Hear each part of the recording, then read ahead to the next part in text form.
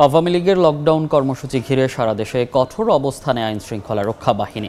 বিস্তারিত জানাতে রাজধানীর মৌচাক মোড়ে আছেন সহকর্মী তোহা খান তামিম, গাজীপুরে আছেন মেহেদী হাসান এবং নারায়ণগঞ্জে শওকত আলী সৈকত। সরাসরি শুরুতে যাচ্ছি তামিমের কাছে।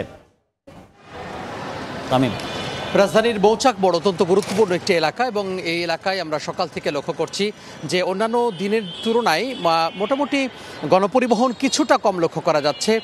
তারপরও যারা যাত্রী সাধারণ রয়েছেন তাদের যে গন্তব্য সে গন্তব্যে পৌঁছতে বেশ বেগ পেতে হচ্ছে, অর্থাৎ গণপরিবহনের সংখ্যা কিছুটা কম থাকায় অন্যান্য যে যানবাহনগুলো রয়েছে, বিশেষ করে অটোরিকশা, ব্যাটারি চালিত অটোরিকশা সহ রিক্সা, প্যাডেল চালিত রিক্সা, এগুলো আসলে দখলে নিয়েছে রাস্তা এবং তারা অতিরিক্ত দাম হাঁকাচ্ছে, যার ফলশ্রুতিতে যারা চলাচল করছেন গন্তব্যে যাওয়ার জন্য তাদের কিছুটা ভোগান্তিতে পড়তে হচ্ছে। তবে বেশ স্বাভাবিক রয়েছে এলাকায়। এখানকার যে আইনশৃঙ্খলা বাহিনীর সদস্য যারা রয়েছেন তারা এখানে প্রহরা রয়েছেন, অর্থাৎ রমনা বিভাগের ডিএমপি রমনা বিভাগের যেই দায়িত্বশীল পুলিশ কর্মকর্তা রয়েছেন এখানে উপস্থিত রয়েছেন। পাশে যে থানা রয়েছে পুলিশের, সেই থানা থেকে পুলিশ সদস্যরা এখানে দায়িত্ব পালন করছেন এবং তারা বলছেন যে আমরা সতর্ক প্রহরায় রয়েছি যাতে কোনো ধরনের অপ্রীতিকর কোনো ঘটনা না ঘটে।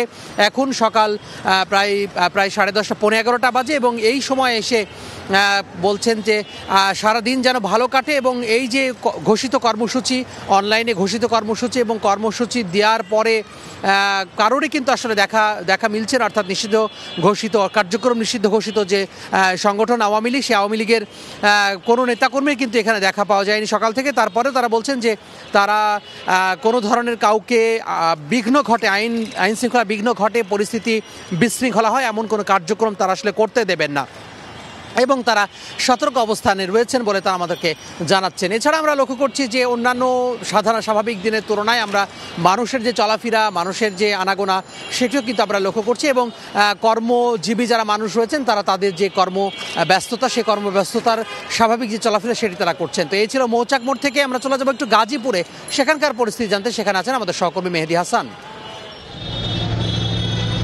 গাজীপুরে গেল রাতেও কিন্তু দু একটি বিচ্ছিন্ন ঘটনা ঘটেছে আমরা শুনতে পেয়েছি, তেমন তার পাশাপাশি সেগুলো কিন্তু বড় আকার ধারণ করেনি এবং কোনো বাসে অগ্নিসংযোগের আগের দিন রাতে আমরা যেমন দেখেছিলাম সেগুলো কিন্তু আমরা পরবর্তীতে আর গত রাতে আমরা সেগুলো আর দেখিনি।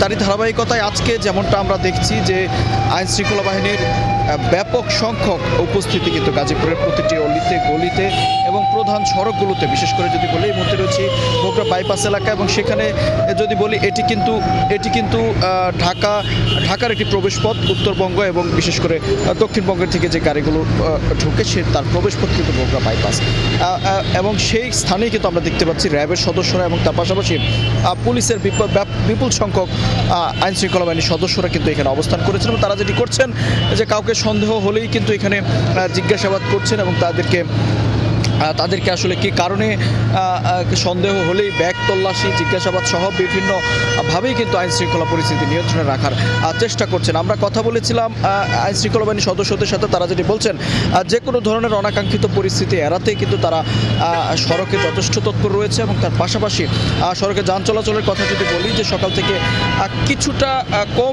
কিছুটা কম লক্ষ্য করেছি আমরা যান চলাচল এবং তার পাশাপাশি বিভিন্ন রাজনৈতিক দলের নেতাকর্মী যারা রয়েছেন তারাও কিন্তু আজকের এই রাজপথের সড়কে রয়েছেন এবং তারা যেটি বলছেন যে শেখ হাসিনা এবং আসাদুজ্জামান খান কামালের রায় ঘোষণার কথা রয়েছে সেটিকে লক্ষ্য করে কিন্তু সেটিকে নিয়ে কিন্তু যদি কোনো বিশৃঙ্খলা পরিস্থিতি তৈরি হয় তারাও কিন্তু সেটি প্রতিহত করবে, এমনটা কিন্তু বলছেন রাজনীতির নেতাকর্মী। তো এই ছিল গাজীপুরের পরিস্থিতি।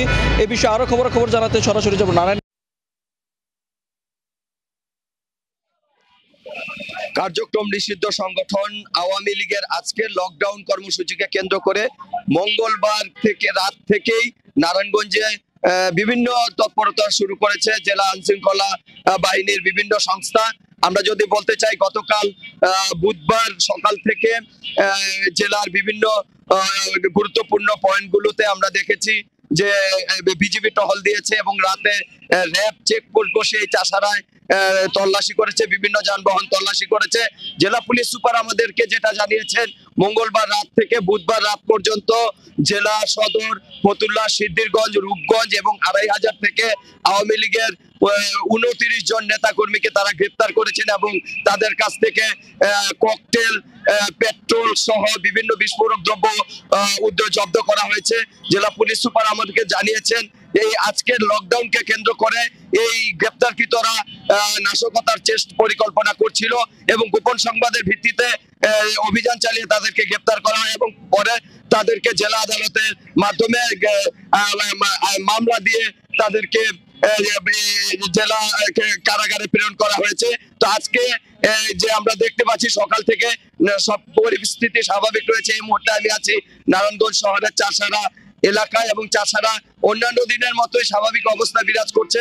তবে ঢাকা চট্টগ্রাম মহাসড়কে যানবাহনের সংখ্যা অন্যান্য দিনের চেয়ে কিছুটা কম রয়েছে, তবে কোথাও কোনো ধরনের আতঙ্ক বা অস্থিতিশীল পরিস্থিতি আমরা দেখতে পাচ্ছি না। একটা বিষয় জানিয়ে রাখছি, গতকাল রাতে ঢাকা নারায়ণগঞ্জ নিরাপত্তা ব্যবস্থার খবর জানতে সরাসরি যুক্ত ছিলাম নারায়ণগঞ্জ থেকে, তার আগে গাজীপুর এবং রাজধানীর মৌচাক মোড় থেকে।